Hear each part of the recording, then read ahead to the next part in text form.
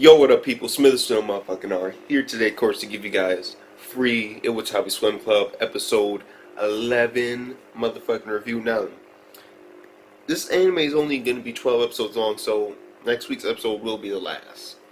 And you know what? This episode, even though it did have a couple moments, it wasn't that bad. It really wasn't. It was actually really enjoyable, actually, for some odd reason. It was like, yo, bro, this is like some friendship shit. It did have those moments, and I'm like, yo, bro, you need to tone it down a little bit. That's a little bit too much, but fuck it. Okay, and so it starts off where it left off last week's episode with Ray and Rin, and basically Ray says, I have two questions for you. The first one is, why did you join the relay? And Ray was basically like, the world. You know, he's like, the world. Like, he just gave a quick response. It didn't really even matter to him. He's like, and Ray's like, this motherfucker ain't gonna tell me shit, so let's just move on to the second question. And he's like, what do you think of Haru Senpai?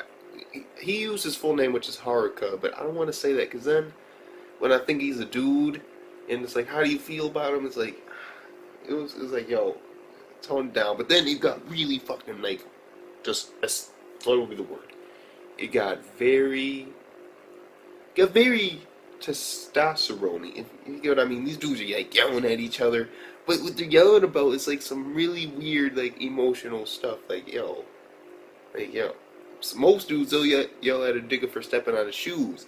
These guys, they're yelling at each other like with friendship. I'm like, yo, this is some deep ass yelling. It ain't ignorant yelling. Like, oh my god, this motherfucker over here must be tripping. He don't know. No, it wasn't none of that bullshit.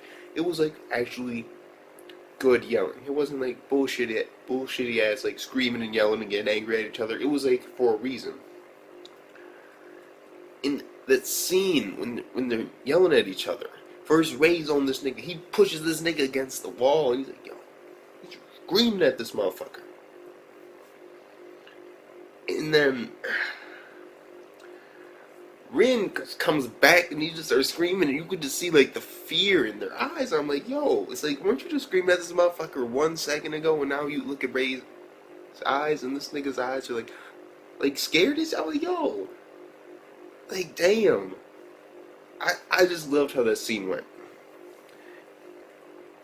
And it was like, basically, Ray's tired of being like left out of the loop, and he just really wants to know what's going on. Why did you do this?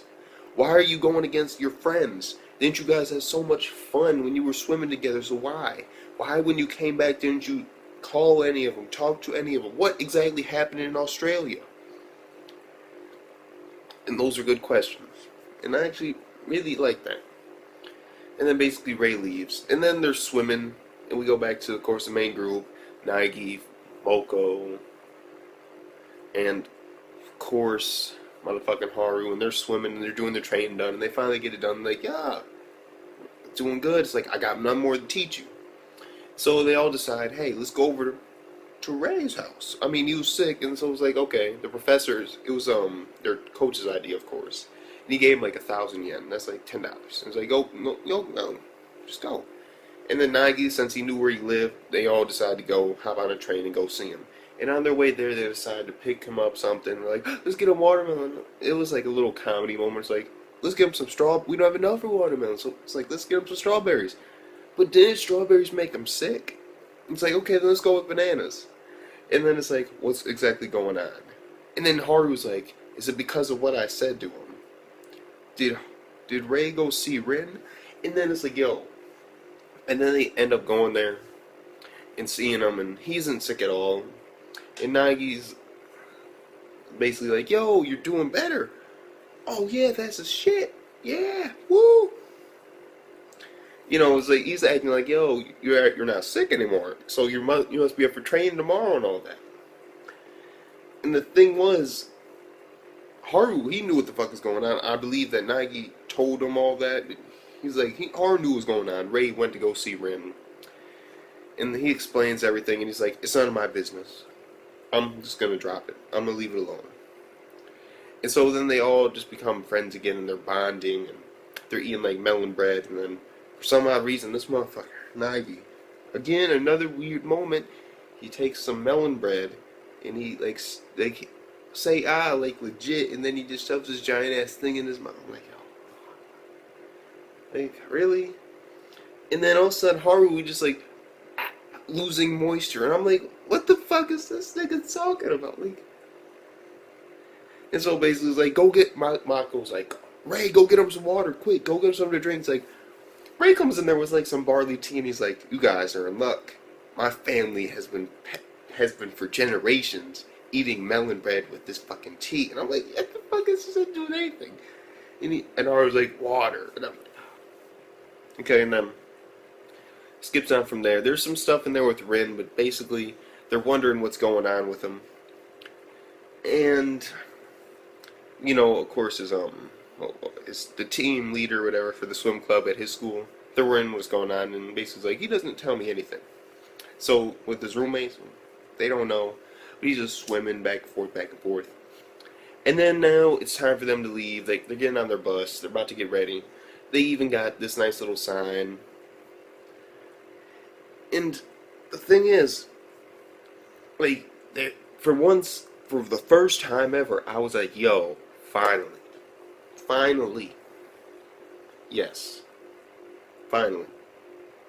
And what that was about was because, of course, oh my god, what did she call herself again? Fucking Rin's sister. What was she like? She was like the manager. Yeah, the manager. She was getting approached by these girls, and they're like, oh, we want to come cheer at the, you know, finally some women are coming to one of these fucking events. Like, yeah, fuck it, like, yeah, bro. When it's just a whole bunch of dudes watching a whole bunch of other dudes swim, I'm like, but if there's some women there, fuck it, why not? Do you, bro? Do you? But I mean, shit. Finally, some women are coming along. So yeah, they're like groupies now. It's like now that they're not the professionals and they're going to regionals. Oh yeah, school spirit. Hell yeah, let's do it. And so they got 2 more girls coming along for the ride. And so there'll be 2 more girls there. So who knows? Who knows? Regionals might have a lot more women, but I mean, if it doesn't, I'm gonna be like, yo, really? Like, no. I mean, the next episode, if I do not see in the stands a whole bunch of screaming, cheering women,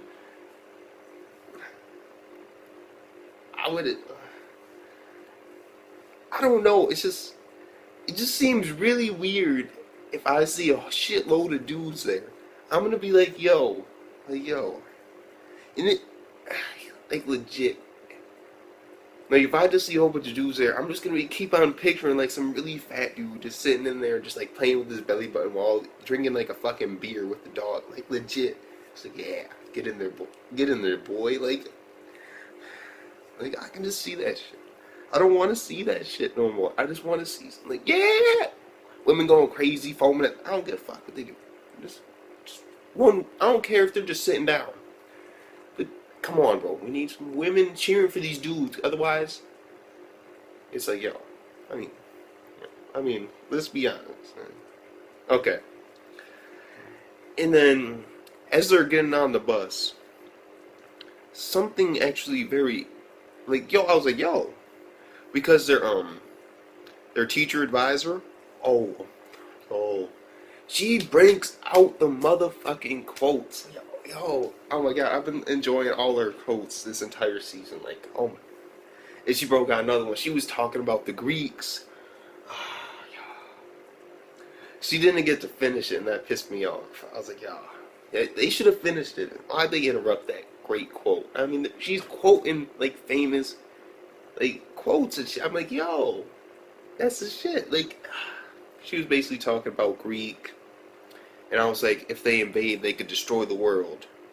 And then it just cut off. I was like, oh fuck, what happens next? I'll have to look that shit up. And then from there, they're on the bus. They go there, and while they're like sleeping and shit. And while that's happening, like, all the girls are like making like a banner, like, what was it? Like, it was like fly high, and then it's like Iwatobi Swim Club, and I'm like, okay, fuck it, why not? And like, fly high, do what you gotta do. If you gotta spread your fucking wings, and spread your fucking wings, but fuck it. But the thing was, that was like a nice little added on scene that I sort of like, 'cause it's like, okay, so these girls gotta get their sleep because they're gonna be there tomorrow for the regionals. And before all the guys go to sleep, you know, not fucking Rin, he doesn't sleep. Well, that ties in a little bit later, but the thing was, they go to try and check out, of course, the swimming pool that they're going to be using, but of course they can't get in because they get there too late. And so they go up this giant ass fucking hill, and then they look down into it, and it's just this massive, giant, like, fucking swimming pool, like, legit. I'm like, yo, fuck it. I want to swim in that shit. Yo, man, that was a big ass swimming pool. Fuck it, why not? And then after that, they're all sleeping, and none of them can sleep, and Haru, well, they're like, basically it was like Haru and Moko, and of course Nagi and Rei sleeping in a different room. And they couldn't sleep, of course, Haru and Moko. And Haru apologized and thanked Moko for him being there for her.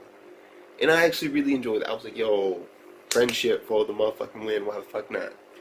It wasn't bullshitty friendship. Like, of course, some other things. I can talk about it though. Just saying. It was good friendship. And then he goes off for a run. He's like, I'm going out for a run. And then, of course, there's basically Nagi's speaking in his sleep. Rei can't sleep. And then he gets a phone call. And so he goes, of course, I believe he picks it up, or it was like a text message or something like that, because his phone was ringing, but it could have been a text message. I don't know. Nigga could have had it on vibrate. And then so he goes out. And then Nagi goes out looking for Rei.